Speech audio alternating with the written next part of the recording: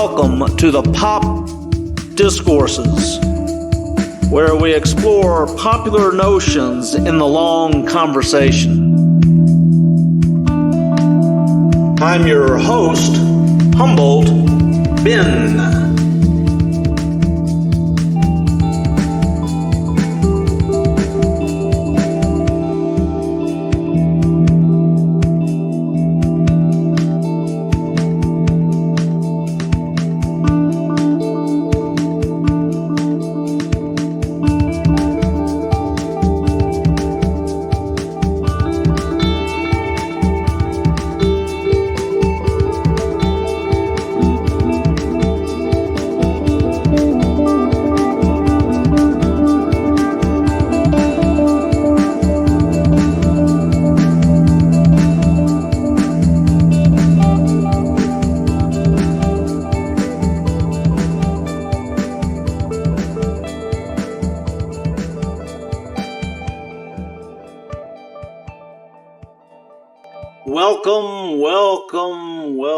Welcome to pilot episode 4 of the Pop Discourses. Oh yes,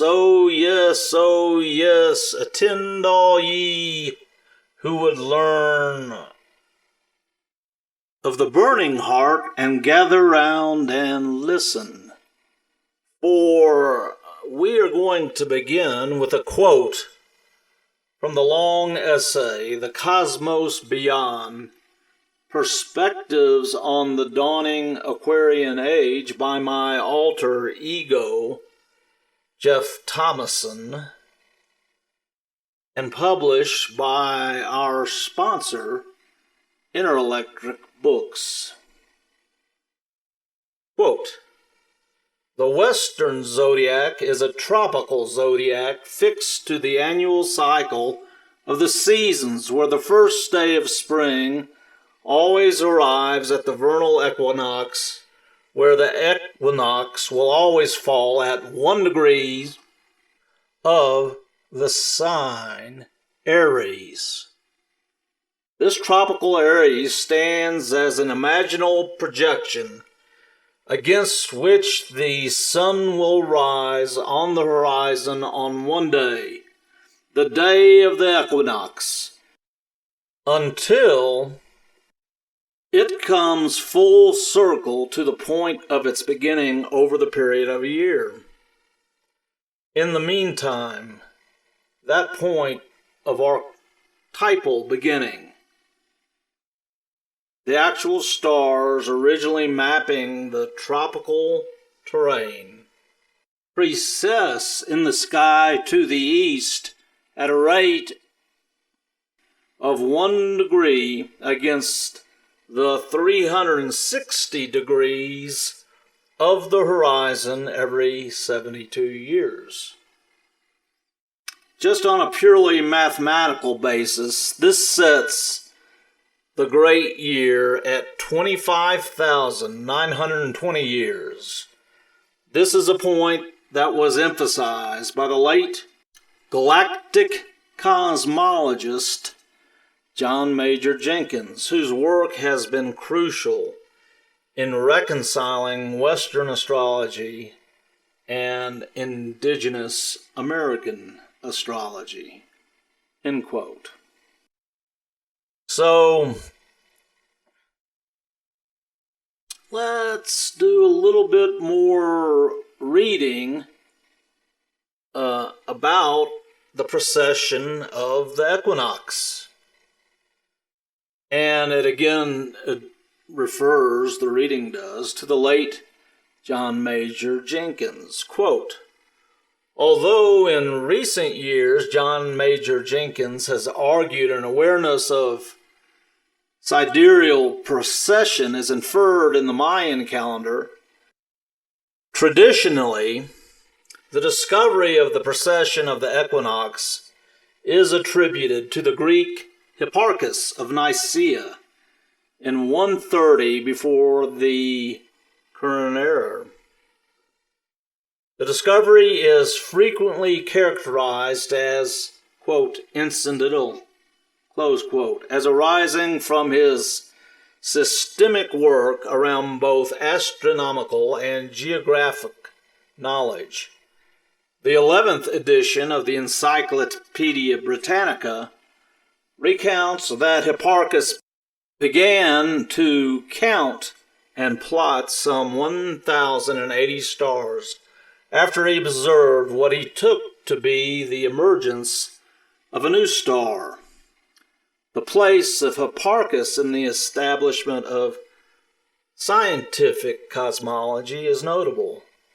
The development of, quote, scientific geography, close quote, is attributed to him in the establishing a grid of the circles of longitude and latitude. He is also said to have invented trigonometry and kept tables of ratios in that regard. He is credited with the invention of critical astronomical devices, including the gnomon, that part of a sundial that casts a shadow, the armillary sphere, which models the horizon, the meridian, the tropics, the polar circles, and the ecliptic, and the astrolabe, an inclinometer that could pinpoint angles of ascension to determine local latitude. The encyclopedia suggests that much of Hipparchus' work followed Chaldean astronomical antecedents, close quote. So where does that leave us? Well, the argument of the cosmos beyond is that we are on the very cusp of the technical beginning of the Aquarian Age. So what is the Aquarian Age? It's a period of time in the world age doctrine that is mapped or kept by the full cycle of nearly 26,000 years of the rising of the sun against the backdrop of the constellations in the zodiac on preceding spring equinoxes. And so, on this upcoming equinox, the equinox on March 21st, 2021, the constellations in the zodiac, in the sky behind the eastern horizon, where the equinoctial sun will rise on March 21st, 2021, will be the same place against those stars where the sun rose nearly or roughly 26,000 years ago. In the western edge of the constellation Aquarius. And so the world age doctrine plots the 12 divisions of the constellations of the zodiac against the circle that's indicated by that roughly 26,000 year period. And so when the equinoctial sun will rise against the constellation Aquarius, after having arisen against the constellation Pisces for more than 2,000 years, technically, one can say that the age of Aquarius is upon us. And there are a lot of technological features to this discussion in terms of the direction that the zodiac moves in relation to the horizon. What John Major Jenkins noted, that at some time roughly 3,000 years before the current era, the great sky watchers of what is now Mexico would observe the equinoctial rising sun, or that sun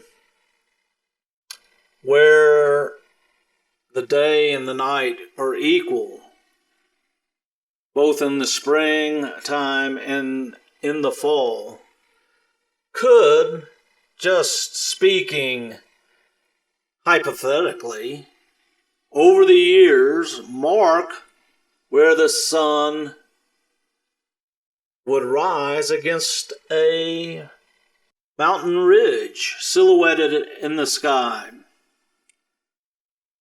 And in point of fact, the constellations shift 1 degree of their 360 degrees every 72 years.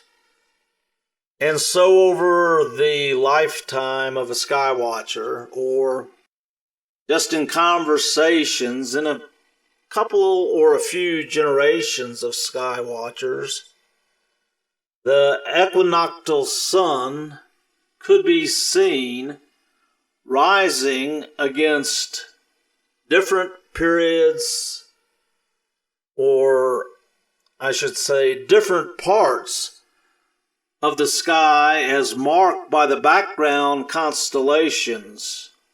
And then extrapolating from that, could surmise the full period of the cycle of the zodiac in relation to the equinox, and infer a roughly 26,000 year period. Well, in any event, why is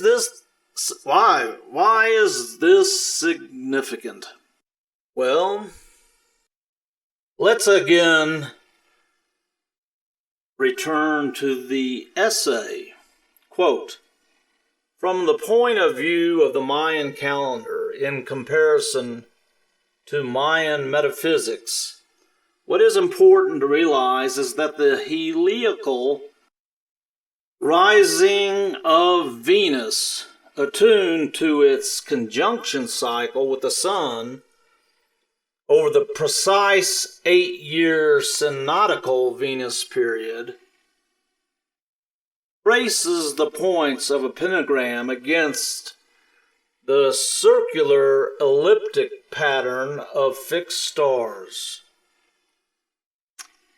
This is important in our argument, not to show an exact moment of conjunction, but to understand the basis of an 8-year resonant frequency.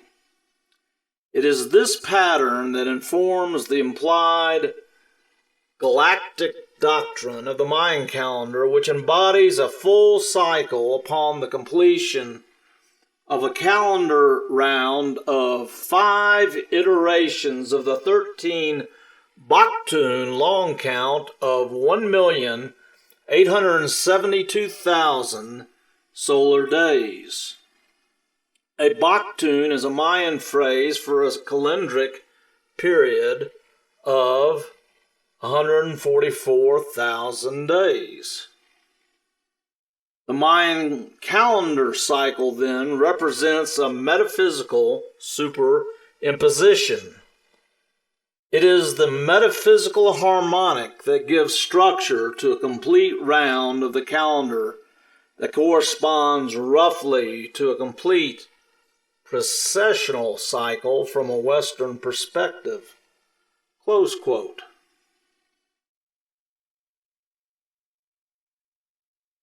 So, we're exploring some pretty intense cosmological mechanics. And why we would even do this just has to do with the human capacity to use the mechanics to project human understanding against these markers of great swaths of time. And so here's a built-in cosmological tool to map human development, human history, human tendencies, and human cycles in deep time.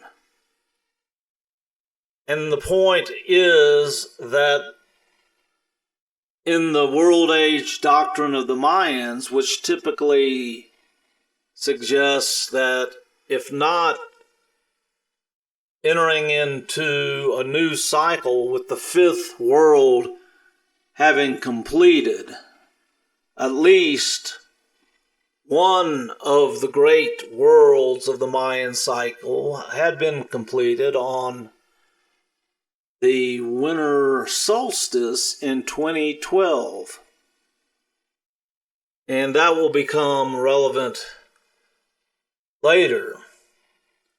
And so these Mayan worlds, the completion of a cycle of 5 Mayan worlds of approximately 5,250 or so years each, in resonance with the relationship of the Venus Quetzalcoatl energy that points to the number 5 and a pentagram, suggests that a full 5 world age cycle in the Mayan calendar will complete every 26,000 years or so.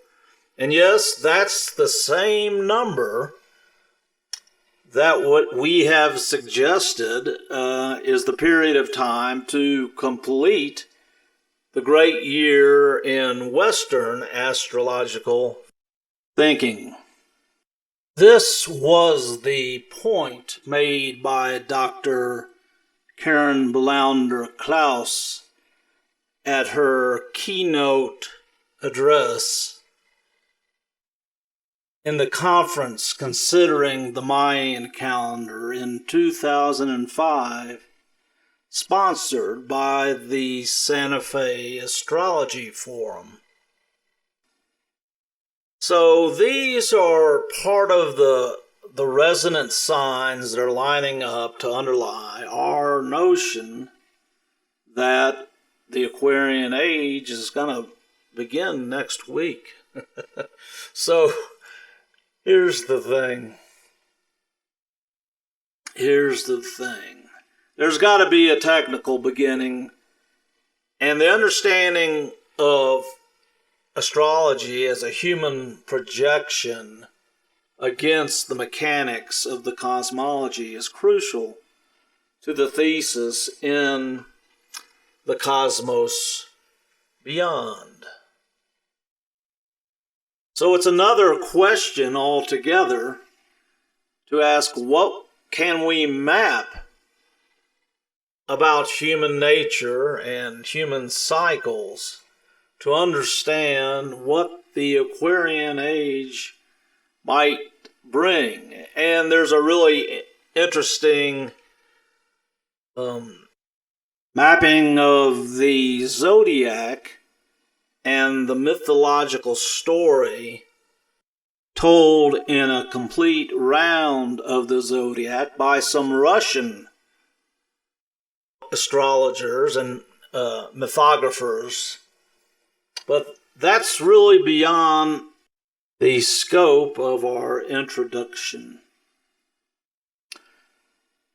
Well, here are some of the points that tend to point to a cosmologically weighted equinox coming up next week, which would seem to suggest that it's a great point to acknowledge a beginning of the Aquarian Age. And it should be noted that the renowned Western astrologer Dane Rudyard suggests that the seed moments of a coming world age can be found in the period of time 200 years prior to its beginning. So we would look to the last 200 years in the Piscean Age to see the structure of the germinating tendencies of human nature that would carry forward in the Aquarian Age. So I note 5 cosmological and astrological features that point to this technical beginning. And I will say this: the Jupiter-Saturn conjunction that occurred on the solstice last year on December 21st, 2020, where Jupiter and Saturn were closer together than they had been in many hundreds of years. Although that conjunction occurs every 20 years, astrologically is wrought with all kinds of overtones concerning the elements where the conjunction appears in relation to the signs, and some patterns of so-called trigons. And it's a very complicated astrology, and this was a unique conjunction with features in its complications that had not occurred in 800 years, and some are saying in several thousand years, or at least a couple of thousand years. And so there's a lot more to delve into if one is curious. But here we go in terms of the signs that I note. The first item, and I'll just say, quote, the first item is the correlation of the 2020 winter solstice with the 8-year synodical Venus return from the December 21st, 2012 Mayan calendar demarcation. Though this is not technically a heliacal rising of Venus, the timing congruence or resonance, as it were, of this period nevertheless persists. The second item is the Jupiter and Saturn conjunction at 1 degree Aquarius, also falling on the winter solstice in 2020, and its relationship to the above referenced synodical Venus. The third item is the Saturn-Pluto conjunction that occurred in Capricorn beginning on January 12, 2020, the first such Saturn-Pluto conjunction in Capricorn since 1518. And the fourth item is the challenge of synchronizing astrological facts to make a technical argument for the beginning of the Aquarian Age based on what appears to be a convergence of timelines. In the greatest sense, the Mayan calendar round. But also the timeline presented at a talk given by Canoncito headman Leon Secatero at The Gathering in the San Gabriel Mountains in 2005 in relation to the long cycle planetary conjunctions highlighted here and considered as well.